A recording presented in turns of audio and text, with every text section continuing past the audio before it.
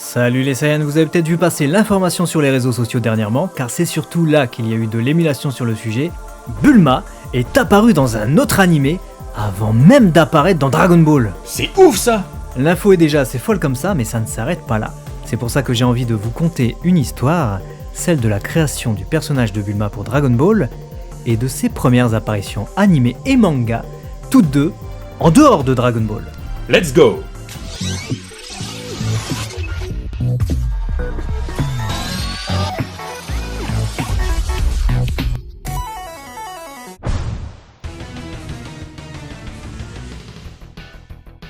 Un tweetos portant le nom de Cooltaf a rapporté début février 2021 que la première apparition de Bulma ne remontait pas au premier épisode de la série télé Dragon Ball, diffusée en février 86, mais au troisième film tiré de la série Urusei Yatsura, renommé Lamu chez nous.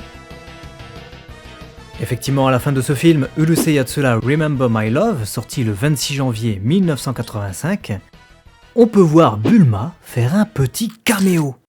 Janvier 1985, la série télé Dragon Ball n'existait pas encore, et bien que Toei Animation adapte de nombreux mangas à succès de l'éditeur Shueisha, on ne savait pas encore si Dragon Ball finirait adapté chez eux. C'est ainsi que, très probablement réjoui par la découverte de ce nouveau manga dans les pages du Weekly Shonen Jump, le staff du studio Deen, connu pour Maison Ikkoku, Ranma 1/2, Kenshi le Vagabond, décide d'intégrer Bulma en guise de caméo. Le temps de production des films d'animation varie d'un studio à l'autre, mais clairement il faut plus d'une demi-année pour en produire un. Pourtant, Bulma n'existe véritablement que depuis 2 mois à cette époque-là. Elle a donc très certainement été intégrée au film au tout dernier moment. D'ailleurs, son apparence est basée sur celle que l'on a sur la couverture du chapitre 4, qu'on retrouvera plus tard sur le volume 10, un chapitre sorti le 11 décembre 1984, soit à peine plus d'1 mois avant la sortie du troisième film Urusei Yatsura. On peut alors s'étonner d'un tel clin d'œil de la part du studio d'animation, surtout avec comme référence un tout jeune manga qui venait à peine de débuter dans un magazine concurrent de celui dans lequel était publié Urusei Yatsura. Mais c'est pas la première fois que ça arrive. Et effectivement, c'était monnaie courante dans les années 80, et ça l'est toujours d'ailleurs, de faire quelques clins d'œil à d'autres mangas et animés ci et là. Dans les animés de Toei Animation d'ailleurs, on avait beaucoup ce genre de clin d'œil. Dans les épisodes 4 et 5 de Saint Seiya par exemple, on voit plusieurs personnages provenant d'autres animés, et pas forcément de la Toei. C'est le cas de Minky Momo, alias Gigi chez nous, qui se retrouve au milieu de la foule. Kenshiro de la série Hokuto no Ken fait aussi un petit caméo dans cet épisode, mais on le retrouve aussi dans l'épisode 82 de Kinnikuman, ou même dans Vampire Hunter D.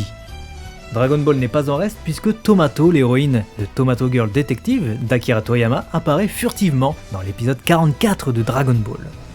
Et dans le 7ème film Dr Slump, on peut même voir plusieurs caméos des personnages de Dragon Ball. On a Pilaf, Shu, Mai, Oolong, Lunch, Karin, Yajirobe, et on a même droit à un combat furtif mais inédit de Goku contre Bojack. Et si on est fin connaisseur, on reconnaîtra aussi Pink et Cobalt Blue, les 2 héros du manga Pink de Toriyama Sensei, avec leur apparence version OAV. Bon, je sais qu'on va également me parler des passages d'Arale des habitants du village Penguin dans Dragon Ball, mais là c'est plus de l'ordre du caméo, c'est une véritable présence dans l'intrigue. Pour revenir à notre Bulma, le tout premier épisode de Dragon Ball a été diffusé le 26 février 1986 sur Fuji TV au Japon. Et c'est au cours de cet épisode qu'elle fit, naturellement, sa première apparition dans la série. Cependant, on pouvait en fait déjà voir Goku et Bulma la semaine précédente, dans le teaser présentant la série, qui a été diffusé à la suite du tout dernier épisode de la série animée Dr Slump à la Lechan, car oui, les œuvres de Toriyama se sont véritablement succédées, même en animé. Pour ainsi dire, le public japonais a eu du Toriyama à la télé pendant environ 18 ans sans discontinuer, puisque Dr Slump à la Lechan est arrivé sur les écrans japonais en 1981. Ensuite, ça a enchaîné avec Dragon Ball, Dragon Ball Z, Dragon Ball GT, puis avec la série remake de Dr Slump qui s'est terminée le 22 septembre 1999. D'ailleurs, on parlait de clin d'œil et d'apparition tout à l'heure, mais après Alale et ses amis dans Dragon Ball, c'est cette série remake de Dr Slump qui a été l'occasion de projeter Goku et l'armée du Red Ribbon dans Dr Slump. En effet, Goku, le sergent-major Murasaki, le général Blue et Shenlong apparaissent dans l'intrigue des épisodes 56 à 59. On pouvait même voir un combat entre Goku et Majin Buu pur dans l'épisode 4 à un moment donné. Un gros délire. Bulma, elle, n'apparaît pas dans cette série Dr. Slump. Bah, elle peut pas être partout, hein. On a vu que la première apparition de Bulma dans l'anime n'était pas dans le premier épisode de Dragon Ball en réalité, mais si je vous disais que pour l'œuvre originale, sa toute première apparition n'était pas non plus dans le premier chapitre en réalité. Est-ce que vous me croiriez ? Hein ? De quoi ? Effectivement, bien que le premier chapitre de Dragon Ball raconte la rencontre entre cette jeune fille de la capitale de l'Ouest et le jeune paysan qu'est Goku, et que son titre est littéralement Bulma et Son Goku, ce n'est pourtant pas dans les pages du premier chapitre de Dragon Ball que Bulma a fait sa première apparition publique dans une publication. Ni même dans le Weekly Shonen Jump numéro 51 dans lequel on retrouve ce chapitre par ailleurs. Non, en fait sa première véritable apparition est antérieure à ça. Mais avant d'y venir, je dois d'abord vous raconter la naissance du personnage afin de bien comprendre comment tout cela est arrivé. En 1984, après 4 ans et demi de publication, Akira Toriyama met fin à sa série à succès Dr. Slump, publiée dans les pages du magazine de prépublication japonais Shukan Shonen Jump, plus connu sous le nom de Weekly Shonen Jump chez nous. Sur Dr. Slump, Toriyama Sensei était supervisé par Kazuhiko Torishima, son tanto, autrement dit son superviseur au sein de la maison d'édition Shueisha. Pour pouvoir arrêter une série à succès comme Dr. Slump, qui a rendu riche Toriyama et l'a propulsé au rang de mangaka connu dans tout le pays, il y avait une condition sine qua non adressée par son tanto. Toriyama devait commencer un nouveau manga pour pouvoir arrêter librement Dr. Slump. Toujours sous la supervision de Torishima, Toriyama se mit à imaginer des histoires inspirées de fiction qu'il avait vues au cinéma. Star Wars ou encore les films de Jackie Chan comptèrent parmi ses plus grandes inspirations. Il accoucha alors de 2 mangas one-shot qui devaient l'aider à commencer ce nouveau manga qui lui permettrait d'enfin se libérer de Dr. Slump, dans lequel il sentait qu'il commençait à tourner en rond. En fin de compte, ceci allait servir de base à ce qu'allait finalement devenir Dragon Ball. La grande aventure de Tongpu ou Tongpu Daibouken en VO fut publiée dans le Weekly Shonen Jump numéro 52 de 1983, parallèlement à Dr. Slump. Dans cette histoire, le jeune Tongpu voyage dans l'espace de planète en planète pour les étudier. Sur l'une d'elles, il rencontre une jeune femme appelée Plamo, comme Plamodel en gros, les fameux modèles kits qu'affectionne particulièrement monter notre cher Toriyama. Monter ? Et vous ne remarquez rien ? Elle ressemble drôlement à Bulma, cette Plamo. C'est une humaine adolescente et globe-trotteuse qui semble aussi posséder un certain goût pour les armes, la séduction et les gaffes. En effet, développée comme héroïne de l'aventure de Tongpu en 83, Plamo servira de véritable base à la conception du personnage de Bulma. Côté physique, ça colle parfaitement, mais côté personnalité, c'est pas encore trop ça quoi, Plamo n'étant pas très maline. Elle est complètement con, hein. C'est aussi dans Dragon Boy, publié plus tôt la même année, mais dans le magazine Fresh Jump, qu'on a des prémices de ce que sera réellement le début de Dragon Ball, avec un jeune garçon qui voyage aux côtés d'une belle jeune fille qu'il doit protéger et rencontre, sur sa route, de nombreux adversaires qui deviendront ensuite des alliés par la force des choses. Dans Dragon Ball, le jeune Tanton escorte la caractérielle princesse du royaume de K, une princesse aussi jolie qu'agaçante, un peu comme Bulma, justement. Et après ces 2 histoires courtes qui tombèrent rapidement dans l'oubli, Toriyama Sensei continua à travailler sur ce scénario du voyage initiatique de 2 adolescents. C'est ainsi qu'il designa ses personnages. Librement inspiré du conte chinois Le Voyage en Occident, dont on a déjà parlé dans le point trad sur Son Goku, Toriyama créa ainsi un Sun Wukong miniature, naturellement baptisé Son Goku, comme dans la version japonaise du conte. Un cochon basé sur Tsubajie, cochon qui apparaît dans ce même conte, et enfin, une jeune fille au look américain, car américain ça rime avec occidental. Et qu'est-ce qui est occidental ? Le voyage justement. Ah, le voyage en Occident. Bah oui. Sacré Toriyama. Il a donc remplacé le moine Tripitaka par une jolie jeune femme. De quoi amener des situations plus cocasses qu'un simple voyage entre couilles. C'est sûr, et de toute façon, l'opéra chinois faisait déjà jouer ce rôle par des actrices. Cependant, n'étant pas satisfait de l'idée de singer grossièrement le voyage en Occident, Singer. Toriyama Sensei décida de faire de Son Goku un humain, et non un singe, mais qui conserverait les mêmes caractéristiques que le héros du conte, à commencer par sa capacité à se déplacer dans les airs, et par son arme de prédilection, le bâton magique Nyoibo. La jeune fille, quant à elle, embrassa le look d'une paysanne toujours à l'occidental, mais déjà plus proche du design déjà établi pour Plamo. Et cette jeune fille allait s'appeler... Culotte. Presque Papanti, culotte en anglais donc, mais Pinti. Elle s'appelle Galère. Ouais, Pinchi veut aussi dire problème ou galère, effectivement, mais c'est aussi une pince à linge en japonais. C'était annonciateur de ce qu'on allait finalement avoir dans Dragon Ball de toute façon. Des noms à la con. Mais non, des noms à rapport avec les sous-vêtements. Mais ces character design de Pinchi et de Son Goku ne furent finalement pas retenus, et sur ces dernières ébauches préparatoires connues, Toriyama Sensei nous dévoila un design beaucoup plus proche de ce qu'on a finalement eu dans Dragon Ball. Voici Goku et Pinchi. On peut voir que Goku est quasiment identique à celui que nous connaissons. Seule vraie différence, en dehors de son bâton possédant 2 endroits striés, c'est son absence de queue. Hein? Toriyama Sensei ne dotera Goku de cet attribut hérité de son origine simiesque qu'au dernier moment seulement. Quant à Bulma, elle ne s'appelle pas encore Bulma, mais physiquement, on reconnaît le perso. En revanche, bien qu'elle ait déjà la queue de cheval, elle n'a pas tout à fait la même coiffure, et ses habits sont également très différents.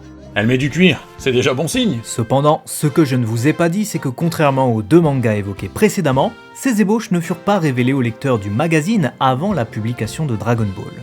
En fait, lorsque Dragon Ball a été teasé dans le Weekly Shonen Jump numéro 50 de l'année 84, on a eu droit à 2 dragons chinois façon Shenlong, Assez semblable à celui que l'on retrouve sur le logo du manga, dessiné par Toriyama Sensei d'ailleurs. qui participèrent à annoncer l'arrivée d'un nouveau manga d'aventure et, je cite, le plein d'amusement. Un monde super agréable, de la super fantasy dans laquelle on découvre Goku et la jolie Bulma. Il y a de l'action, il y a de l'humour, et évidemment de belles filles. Voici une invitation pleine de diversité dans le monde de Toriyama. Alors tout ça c'est bien, mais la première apparition de Bulma dans tout ça. Attends, j'y viens. Et dans ce même numéro, Bulma est dévoilée en avant-première aux côtés de Goku. Et leurs noms sont, comme vous l'avez vu, également dévoilés pour la première fois. Les versions finales de Bulma et Goku avant même la publication du premier chapitre. Sacré tease!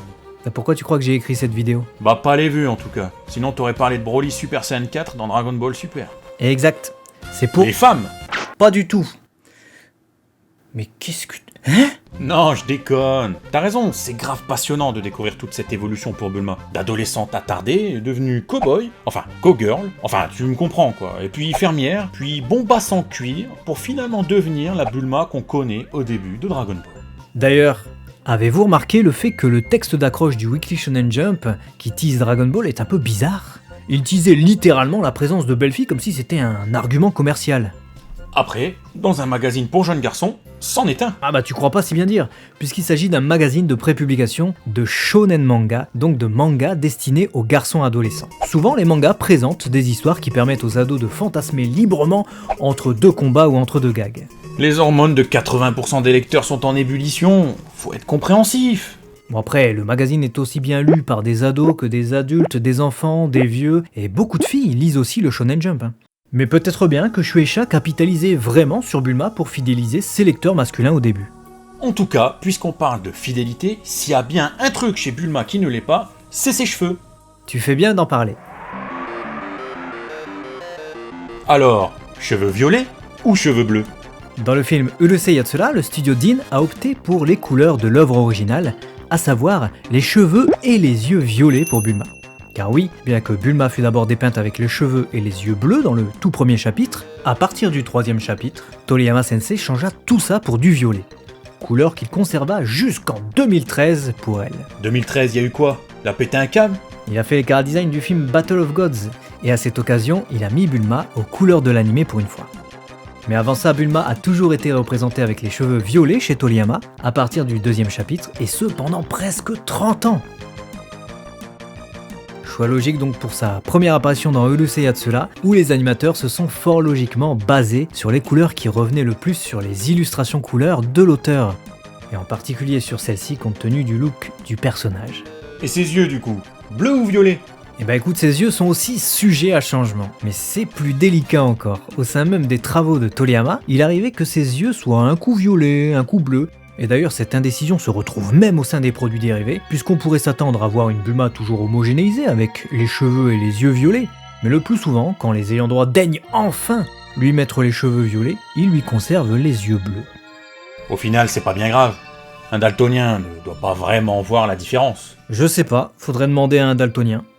C'est clair, je vois absolument pas de différence. Voilà, vous avez votre réponse du coup. Mais du coup, Genki, tu les préfères violet ou bleu, ces cheveux?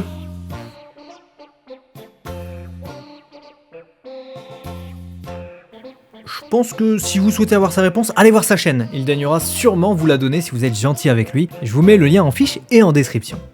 Ah, ça c'est sympa. Mais tu sais, à la base, si je suis venu, c'est juste parce que vous commenciez à mal parler des daltoniens. Hein?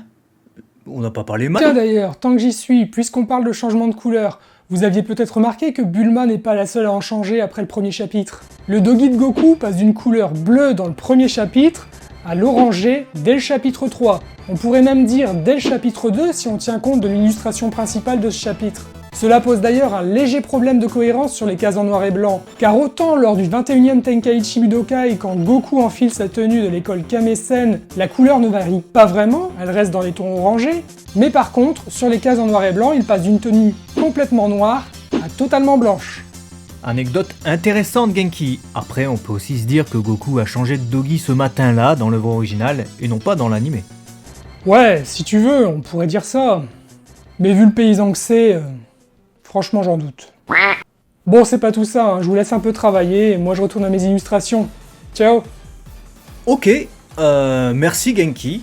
Double merci même, parce que si vous ne le saviez pas, il fait également des restaurations.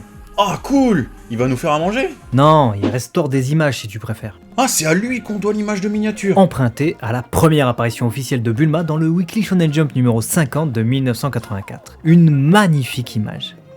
Et d'ailleurs, puisqu'on parlait de choix d'adaptation, le film anniversaire Dragon Ball La Voix du Plus Fort, sorti en 1996 pour les 10 ans de Dragon Ball, a fait un choix plutôt audacieux. Celui de redesigner n'importe comment, le sergent métallique, l'assistant Black et le général White? Mais non, celui de rendre à Bulma les cheveux violets. Ah. Cependant, dans l'univers animé de Dragon Ball, seul ce film a fait ce choix-là. Toutes les autres productions sont restées sur les couleurs définies pour la série télé, à savoir bleu ou bleu turquoise. Et vous, comment vous l'aimez Bulma? Bleu ou violette? Êtes-vous daltonien aussi? Non, parce que ce serait bien de savoir avant de répondre aux questions quand même. Plus important, n'hésitez pas à nous dire si vous avez apprécié la vidéo et à la partager pour faire connaître ces infos plutôt rares sur Dragon Ball. Nous, on se retrouve bientôt sur DB Times pour une nouvelle vidéo d'infos sur Dragon Ball! Matane.